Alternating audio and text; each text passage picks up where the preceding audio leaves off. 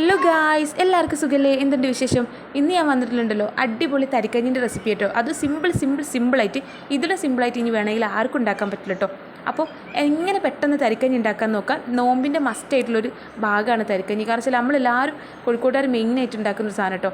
അപ്പോൾ ഇത് എങ്ങനെ ഉണ്ടാക്കാൻ നോക്കിയാലോ, ഇതുപോലെ നമ്മൾ പാത്രം അടുപ്പത്ത് വെച്ചിട്ടുണ്ട്. അതിലേക്ക് ആവശ്യത്തിനുള്ള പാൽ ഒഴിച്ചെടുത്തിട്ടുണ്ട്. ഇനി കുറച്ച് വെള്ളം ഒഴിച്ചെടുത്തിട്ടുണ്ട്.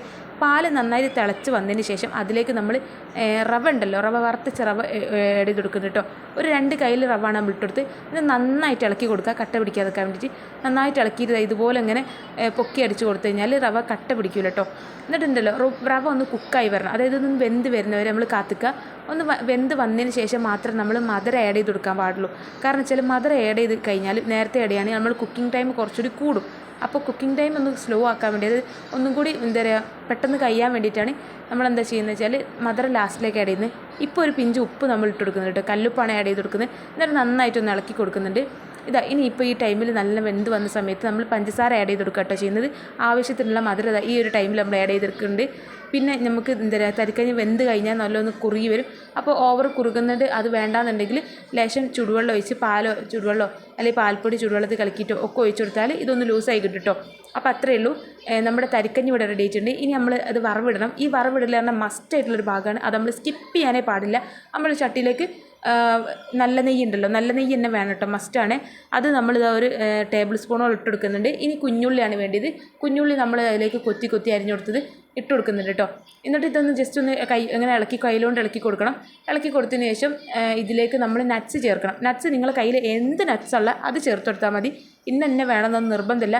ഇവിടെ അണ്ടിപ്പരിപ്പ് അതിനോട് അണ്ടിപ്പരിപ്പും മുന്തിരിയാണ് നമ്മൾ ഇട്ട് കൊടുക്കുന്നത് കേട്ടോ. അണ്ടിപ്പരിപ്പ് ഒന്ന് കളറൊന്ന് ചേഞ്ച് ആയി വരുമ്പോൾ മുന്തിരിയും കൂടി നമ്മൾ ഇട്ട് കൊടുക്കും.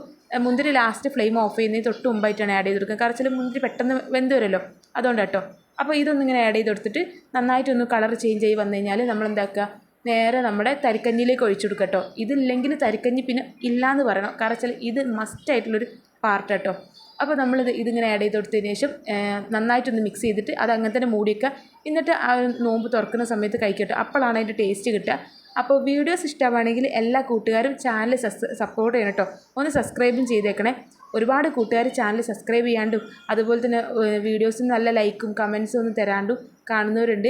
അപ്പോൾ ഇനിയെങ്കിലും നിങ്ങൾ കാണുന്ന സമയത്ത് ഇഷ്ടമായാലും ഒരു ഹാർട്ടെങ്കിലും കമൻറ്റ് ചെയ്യുക. അതുപോലെ തന്നെ വീഡിയോസൊക്കെ ഒന്ന് ലൈക്ക് ചെയ്യുക കേട്ടോ. എങ്കിലേ നമുക്ക് പുതിയ വീഡിയോസ് ഇടാനൊരു ഇതുണ്ടാവുള്ളൂ, ഒരു സപ്പോർട്ട് ഉണ്ടാവുള്ളൂ. നിങ്ങൾ കാണുന്നുണ്ട്, നിങ്ങൾ എത്ര പേര് സപ്പോർട്ട് ചെയ്യുന്നുണ്ട് എന്നുള്ള ആ ഒരു ഇത് നമുക്ക് ഉണ്ടാവുമല്ലോ.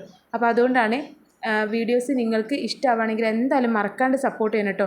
നമ്മുടെ തരിക്കഞ്ഞി ഇവിടെ റെഡി ആയിട്ടുണ്ട്. ഇത്രയും സിമ്പിളാണ്. ഇനി അടുത്തൊരു നല്ല വീഡിയോ ആയിട്ട് കാണുന്നവരെ എല്ലാ കൂട്ടുകാർക്കും ബായ്.